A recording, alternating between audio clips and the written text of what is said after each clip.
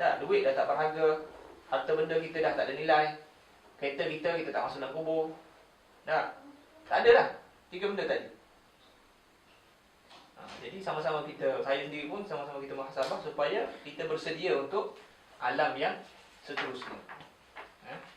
Untuk dunia ni kita tak perlu kempen, tak perlu promosi. Dia akhirat dia kena promosi. Dunia ni tak payah nak apa, orang semua tahu. Dah, orang pandai cari sendiri. Dah, apa dia nak shopping ke, nak sale kat mana, orang pandai cari sendiri. Tapi agama ni kita kena promo, kita kena bersungguh-sungguh. Sebab syaitan akan halang kita daripada kita faham Quran, faham agama dan mengamalkan agama, insya-Allah. Kita berhenti kat situ. Ini menarik lepas surat 157 ni dah start cerita atau kisah Bani Israil. Ini antara kisah yang paling panjang lah dalam Quran, kisah Bani Israil. Cukup menarik. InsyaAllah kita ada masa ataupun ada umur yang panjang, kita sambung. Saya baca sikit solat ni. Dalam 10 minit je saya ambil.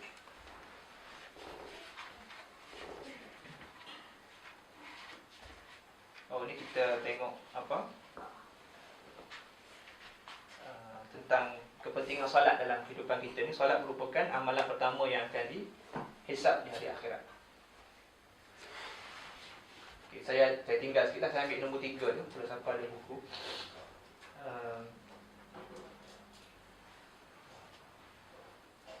Soalan taklid mazhab dan mencampur adukkan mazhab. Ini tak masuk lagi bab solat Saya cerita sikit kat sini. Perkara asas tentang bermazhab. Mazhab ni adalah Inggeris, dalam bahasa Inggeris kita kata school of thought in terms of Islamic jurisprudence.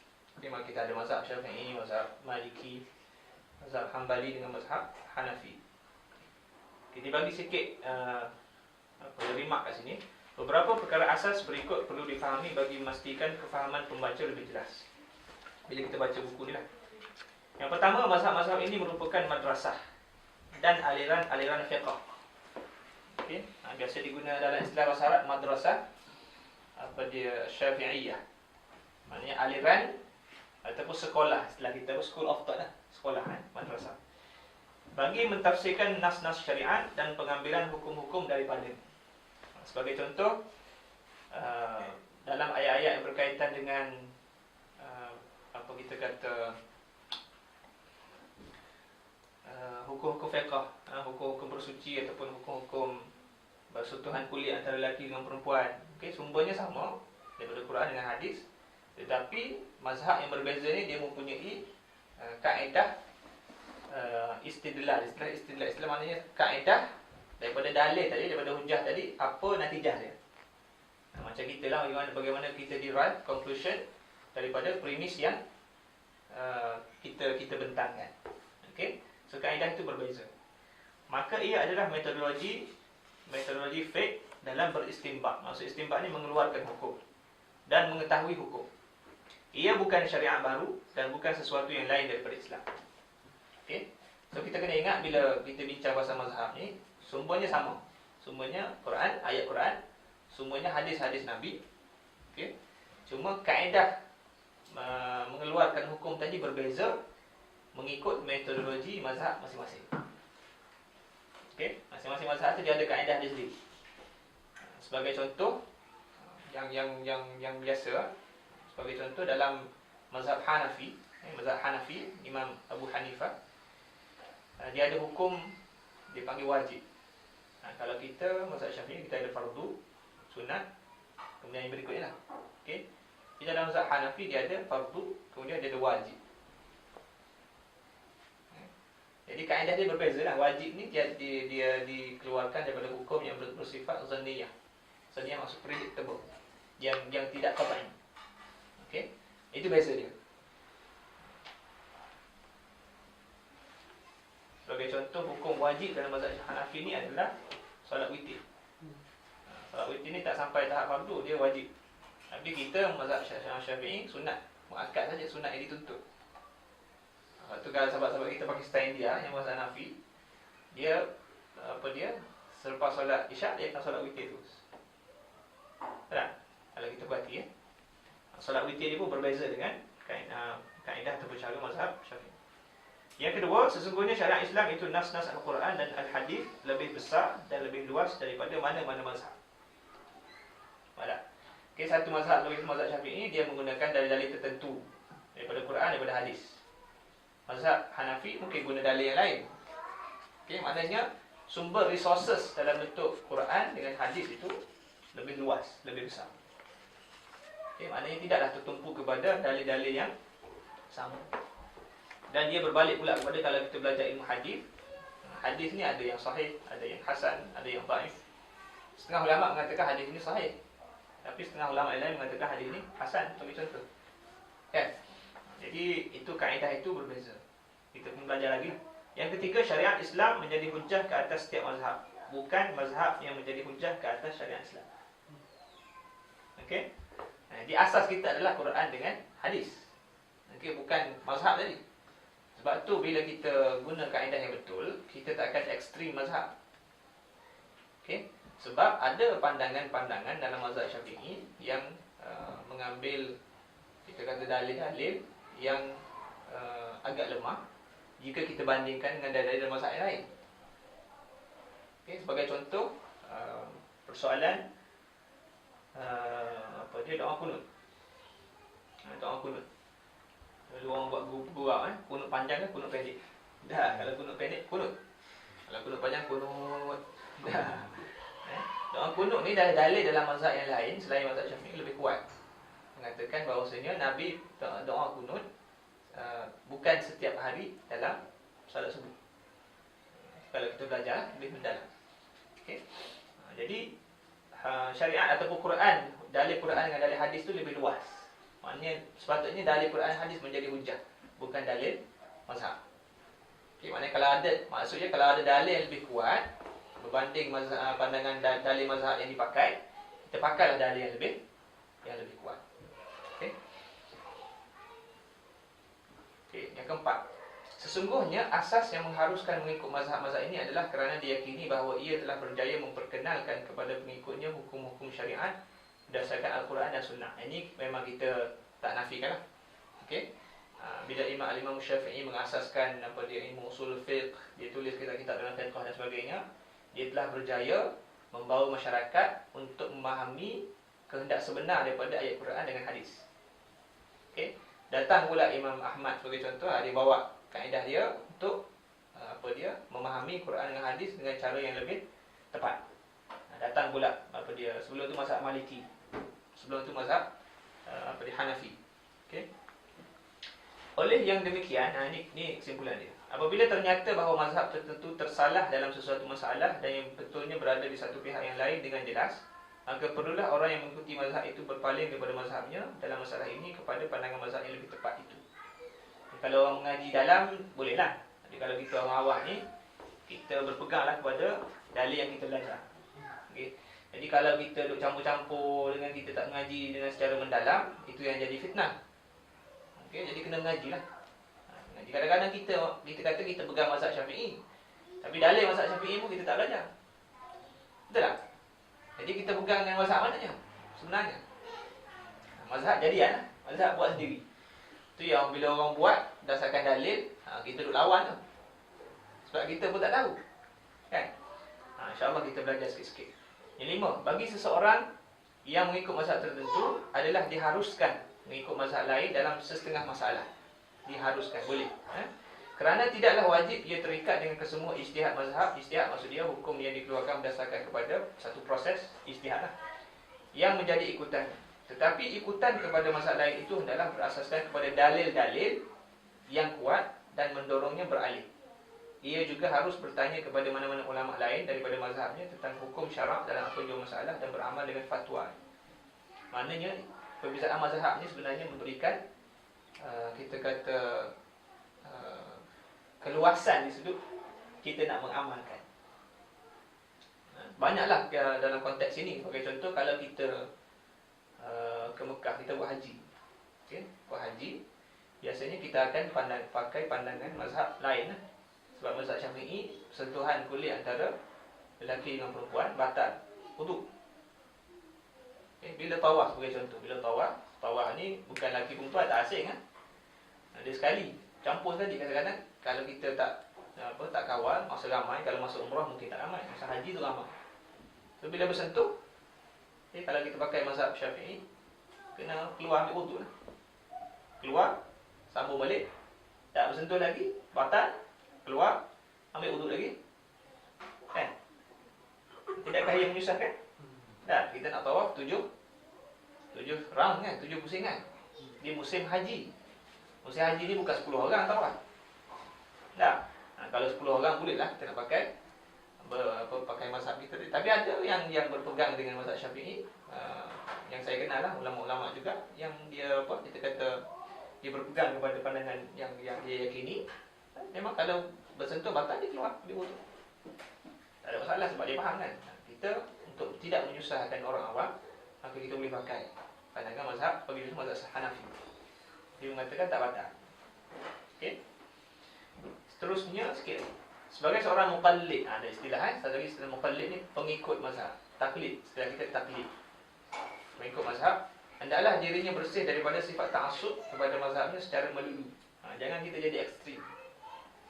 Tambah lagi kalau konteks kita belajar ni, jangan kita jadi ekstrim lah. Kerana mazhab fiqh bukan sebagai pemecah belah Islam. Okey? Sebagai contoh, kita datang sini, kita tengok orang semayang. Dah, dia duduk tahiyat akhir sama dengan tahiyat awal kan. Kita belajar dulu fiqh mazhab Syafi'i, tahiyat akhir kita duduk iftirash. Duduk iftirash, duduk tawarruk, duduk dengan silang kan. Kita duduk punggung kita atas papan atau tanah. Kemudian kaki kita angkat kan. Tapi mazhab Hanafi sama je. Tahiyat awal dengan tahiyat akhir sama saja. Kan? Atau kita nak balas dengan dia. Bila dia solat, dia angkat takbir antara rukun, dia tak angkat tangan. Tak, kita angkat tangan kan. Allah rukuk, masa rukuk nak rukuk kita angkat tangan. Allahu akbar. Kan? Mazhab Hanafi tak ada. Lepas tu kita nak kata dia salah. Jadi itu sebenarnya merupakan keluasan Islam. Kalau kita nak berbalah bab angkat tangan masa rukuk tu, habis kan? Dah.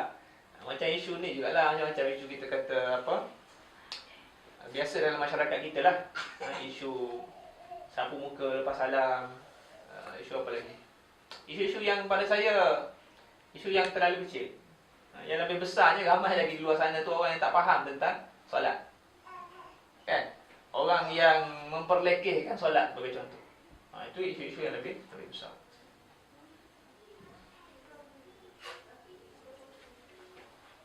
Okay, last one. Kita tidak harus berasa sempit dada dengan adanya perbezaan pandangan dan ijtihad mazhab-mazhab, kerana perbezaan kefahaman itu adalah sesuatu perkara tabi'i kepada manusia. Akal, pengetahuan dan kefahaman seseorang adalah berbeza-beza. Maka sudah pasti berbeza tentang istinbat, maksudnya kaedah mengeluarkan hukum, dan kefahaman. Bahkan kita harus berbangga dengan perbezaan ilmu fiqh ini yang telah diwariskan kepada kita perbendaharaan yang besar, dan kita menganggap itu sebagai tanda kesuburan dan hidupnya fiqh. Betapa luasnya pemikiran fuqaha, maknanya alim ulama dalam ilmu fiqh, dalam melaksanakan khidmat kepada syariat Islam yang mulia zaman dulu lagi. Daripada kita tengok tahun 200 Hijrah, 300 Hijrah, 400 Hijrah sampai sekarang, kitab-kitab itu masih lagi kita belajar, kita baca.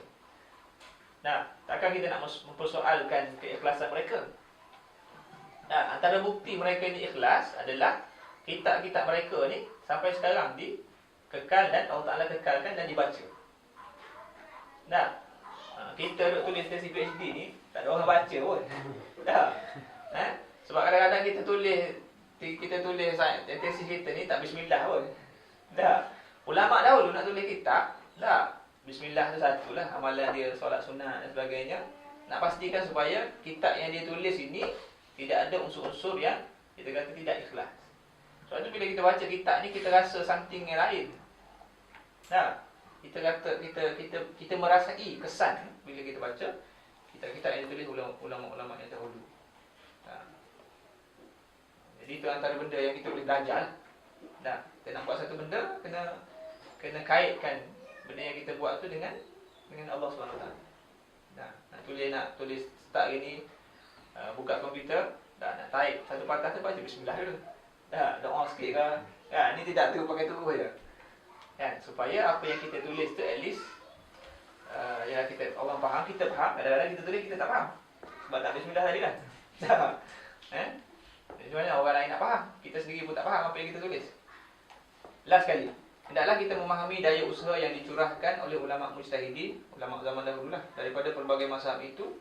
Hendaklah kita menghormati dan beradab terhadap mereka, serta mendoakan kebaikan mereka, dan kita percaya bahawa mereka akan mendapat ganjaran pahala sama ada ijtihad mereka tepat atau tidak, asalkan mereka ikhlas dan telah berusaha sungguh-sungguh dengan takwa dan iman dalam mengeluarkan hukum.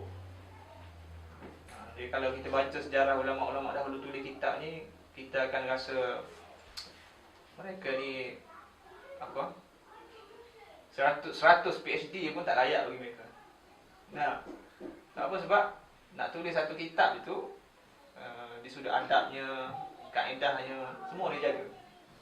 Ada wuduknya, kan? Jadi itu antara benda yang kita boleh belajar, insya-Allah. Saya berhenti kat situ. Semoga Allah SWT berikan sikit kefahaman kepada kita. Jadi next kita akan masuk apa dia, terus kepada maklumat asas berkaitan solat. Antaranya tempat-tempat yang tidak digalakkan solat. Lepas tu dia akan mulalah rukun-rukun solat dan sebagainya, untuk kita audit kita punya solat kita, insya-Allah. Ada soalan tadi? Satu dua?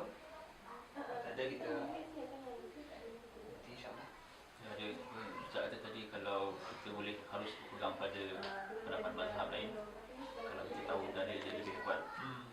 Tapi macam mana kalau kita pegang pada pendapat mazhab lain dengan alasan keselesaan, lebih selesa dengan contohnya sudut antara sudut terakhir tadi. Okey. Jadi kalau kat sini mungkin kita boleh amalkan pendapat mazhab Hanafi kan. Yes. Tapi kalau di Malaysia, katakan kita balik Malaysia ni, kita nak terus beramal dengan duduk tahiyat awal tu, tahiyat akhir macam tahiyat awal. Kita rasa lebih khusyuk solat tu dengan tidak nanti takut kita lah kita duduk. Okay. Jadi kedua-duanya itu adalah ijtihad mazhab lah.